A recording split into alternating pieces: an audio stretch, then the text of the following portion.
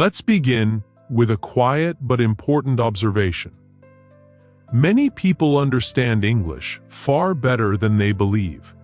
They can follow movies with subtitles. They can read articles. They can listen to podcasts and understand the message. And yet, when it comes time to speak, something strange happens. Words disappear. The mouth feels heavy. The mind freezes. This gap between understanding and speaking confuses and frustrates learners all over the world.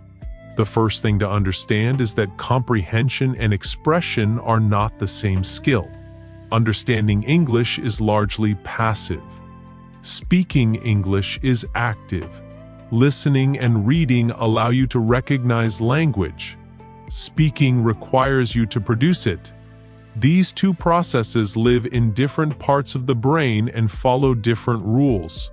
Knowing this alone can remove a lot of self-blame. You are not broken. You are simply trained in one skill and untrained in the other. Most learners spend years feeding their minds with English, but very little time training their mouths. They listen silently. They read silently. Their brain becomes familiar with English, but their speaking muscles remain untrained. Then one day, they expect speech to appear automatically. It doesn't. And when it doesn't, they assume something is wrong with them. In reality, nothing is wrong. The system is incomplete. Slow English helps reveal this truth clearly.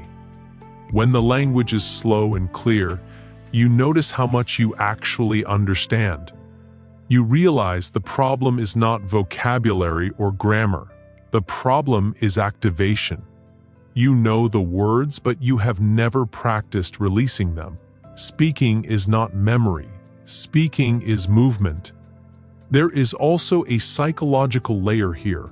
Passive understanding feels safe. You can understand without being seen or heard. Speaking exposes you. It reveals your accent, your pauses, your imperfections. The brain senses risk and responds with hesitation. This is not weakness. It is protection. The nervous system is trying to keep you safe from judgment. This is why many learners say, "I know English in my head, but I can't speak." What they really mean is, "I have never trained my brain to express English under calm conditions." Slow English creates those calm conditions. It lowers pressure. It removes urgency. It gives the mind permission to stay present instead of defensive. When you listen slowly and clearly, your brain has time to follow meaning without panic. When you begin to speak slowly, your mouth learns that English is not dangerous. This is the missing bridge. Not more rules, not more vocabulary, but gentle activation. Philosophically, this reflects something deeper about learning and identity. We often confuse knowledge with ability. We think that because we understand something, we should be able to do it. But life does not work this way.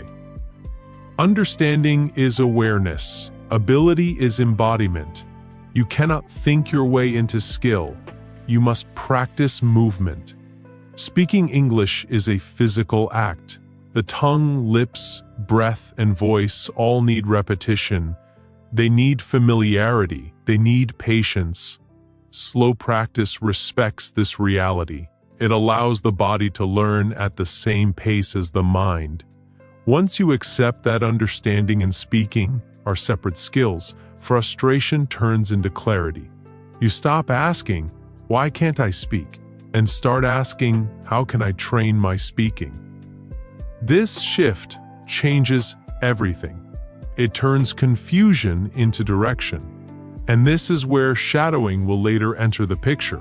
Shadowing activates the speaking system gently, without forcing creativity or speed. But before that, you must accept this truth. Understanding English means your foundation is strong. Speaking English simply requires practice in motion. So do not judge yourself for being silent. Silence is not failure. Silence is preparation. Your understanding is proof that learning has already happened. Now it is time to allow expression to follow. Remember this as you move forward. The moment you stop blaming yourself and start training your voice, English stops being something you know and begins to become something you use. Once we understand that speaking is a separate skill from understanding, the next question becomes more personal and more uncomfortable. If the knowledge is there, why does the voice still hesitate? Why does the mind suddenly go blank even when the words are familiar? The answer lies not in English itself, but in fear and overthinking. Fear is subtle. It doesn't always feel dramatic. Sometimes it sounds like logic. It says, wait until you are more ready. It says, say it perfectly or don't say it at all. It says, people will judge your accent. These thoughts feel reasonable, but they create paralysis. The brain begins to monitor every word before it is spoken, and in doing so, it blocks natural flow. Overthinking is the mind trying to control uncertainty. When you speak in your native language, you don't plan each sentence, you trust the process. But in English, many learners try to manage everything at once: grammar, pronunciation, vocabulary, and correctness. This overload overwhelms the speaking system. The result is silence. Psychologically, this is a stress response. The brain perceives speaking English as a threat to identity. It is no longer just communication. It becomes performance. And performance creates anxiety. The nervous system tightens. Breathing becomes shallow. Thoughts become fragmented. Words disappear not because you don't know them, but because access is temporarily blocked. This is why people often say, I know the sentence, but I can't say it. The knowledge is there, but fear has locked the door. Speaking under pressure shuts down creativity and recall. Fluency cannot exist in a tense mind. Slow English helps precisely because it removes this pressure. It slows the environment so the mind can feel safe again. When listening is calm and unhurried, the brain stops rushing to protect itself. It begins to listen openly. And when speaking is slow, the fear of immediate judgment disappears. There is a philosophical lesson here. Fear grows in imagination, not in action. Most learners fear mistakes before they ever make them. They imagine embarrassment, rejection, or failure. But when they finally speak, even imperfectly, they realize the world does not collapse. Nothing terrible happens. The fear loses power. Confidence is not built by avoiding discomfort. It is built by surviving it. And slow, gentle speaking allows you to experience that survival in manageable steps. Each small act of speaking tells the brain, I am safe. Over time, this message becomes internalized. Shyness is often misunderstood. It is not a personality flaw. It is a learned response to perceived risk. When English feels risky, shyness increases. When English feels familiar, shyness fades. This is why daily exposure matters. Familiarity reduces fear. Shadowing will later become an important tool here because it removes decision-making from speaking. You are not choosing words, you are following sound. This bypasses overthinking and trains flow. But even before shadowing, understanding the role of fear is crucial. Many learners believe they need more confidence to speak. In reality, they need more speaking to build confidence. Confidence is an effect, not a cause. Waiting for confidence keeps you silent. Speaking creates it. Slow practice also changes your relationship with mistakes. Mistakes stop feeling like proof of failure and start feeling like part of the process. When mistakes are expected, fear loses its grip. You stop trying to protect your ego and start expressing meaning. Philosophically, growth begins where control ends. Fluency is not precision. Fluency is movement.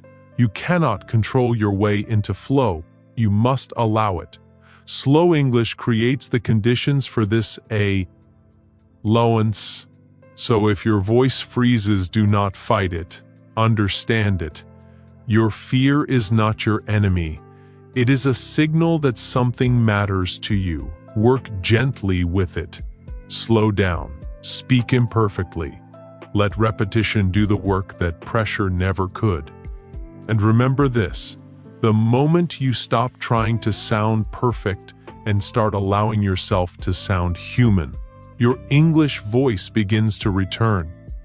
After fear and overthinking loosen their grip, another hidden barrier quietly reveals itself. Many learners assume that once anxiety is managed, speech will naturally appear. But something else is missing. Something more structural and more subtle. The body and brain have not yet built the physical habit of speaking English.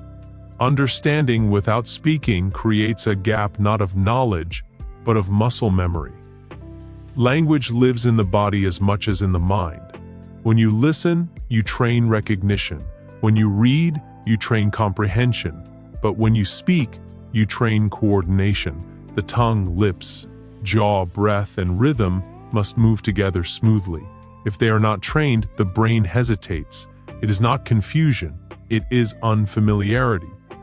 This is why many learners can form perfect sentences silently, but struggle aloud.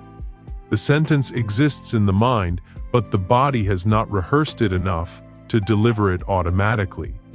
Speech requires repetition, not intelligence. And repetition requires permission to be slow, imperfect, and patient. Slow English plays a critical role here. By slowing input and output, you give the brain time to connect sound with movement. You allow pronunciation to settle into muscle memory instead of remaining theoretical. Speed hides weakness, slowness reveals it, and then gently corrects it. There is also a deeper psychological truth at work. Humans do not act on what they know, they act on what they have practiced. Knowledge without action remains abstract.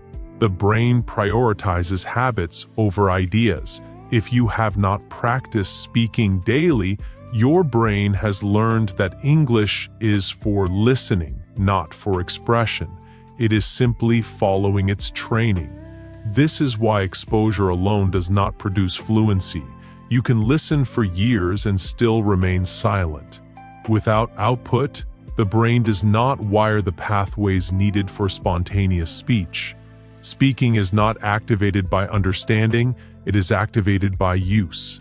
Shadowing becomes powerful at this stage because it removes the burden of creation. You are not inventing language, you are mirroring it. This trains rhythm, intonation, and flow without cognitive overload. The body learns how English feels, not just how it sounds. Philosophically, this reflects a larger principle of learning. Clarity follows action, not the other way around. Many learners wait until they feel ready. But readiness is an illusion created by avoidance. You become ready by doing the thing slowly, repeatedly, and without drama. There is also an identity shift involved. When you do not speak, you unconsciously see yourself as a listener, not a speaker. Each time you speak, even for a few seconds, you challenge that identity. Over time, the mind begins to accept a new truth: I am someone who speaks English. This identity shift is essential. Fluency is not just linguistic, it is psychological. You speak more when you believe speaking belongs to you. Slow, consistent speaking practice makes this belief inevitable. Another overlooked aspect is breath. Native speakers breathe naturally while speaking. Learners often hold their breath, creating tension and hesitation. Slow practice allows breathing to synchronize with speech. This alone can unlock smoother expression. Mistakes during this phase are not errors, they are data. They show the brain what needs strengthening. Avoiding mistakes slows learning. Meeting them calmly accelerates it. Muscle memory forms through correction, not perfection. From a philosophical perspective, this process teaches humility and patience.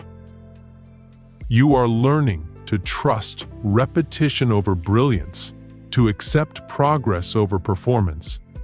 This mindset does not only improve English, it reshapes how you approach growth in general. The real transformation happens when speaking becomes boring, when it loses drama, when it is no longer a test but a routine. That is when fluency quietly arrives. So if you understand English but cannot speak it yet, do not assume something is wrong with you. Nothing is broken. You simply have not trained the speaking muscle long enough. Begin slowly. Speak daily. Let your body learn what your mind already knows. Because the voice does not awaken through thinking, it awakens through use. Once learners begin to integrate listening and speaking, building fluency moves beyond skill into the realm of identity. It is not enough to merely practice words or sentences. The transformation requires daily engagement that reshapes how you see yourself in relation to English. Many learners stumble not because they lack knowledge or practice, but because they have not yet claimed English as a part of their own active identity. Understanding and repetition are essential, but they are not complete without a deliberate habit of using English every single day. Daily speaking practice is more than mechanical repetition. It is a statement of presence. Each time you speak, you are telling yourself and your mind that you are capable of expression. Over time, this repeated action begins to redefine self-perception. You are no longer merely a learner who understands, you are someone who speaks. Identity follows action. The brain does not simply store knowledge, it stores behavior and habits. By engaging in small, consistent acts of speech, you create a neural pattern that signals speaking English is part of who I am. This is a subtle, profound, and often overlooked element of fluency. The psychological implications of daily speaking are significant. Many learners underestimate the cumulative power of small, regular steps. A single sentence spoken today may feel insignificant, but it lays the groundwork for tomorrow. Repetition is the architect of confidence. Each day of use strengthens the connection between comprehension and production, turning hesitation into automatic response. The body learns that speaking is safe. The mind learns that mistakes are not fatal. Gradually, the fear that once blocked your voice diminishes because the system has experienced success repeatedly. Slow English amplifies this effect by making the process sustainable. Rapid speaking or overambitious practice can overwhelm both mind and body, reinforcing the very fears that previously inhibited speech. Slowing down allows the brain to process, the body to coordinate, and the nervous system to relax. Shadowing exercises fit seamlessly into this daily habit because they combine listening and speaking in a controlled environment. By following a voice rather than inventing sentences, learners gradually internalize rhythm, intonation, and natural phrasing. The action becomes habitual before it is conscious, which is essential for fluency. This phase of daily practice also highlights a philosophical truth about mastery. Fluency is cultivated, not achieved instantly. Many learners believe that comprehension should automatically produce speaking. When this does not happen, frustration arises. Daily engagement teaches patience and acceptance. Progress is rarely dramatic, it is incremental, almost invisible. Yet it accumulates powerfully over time.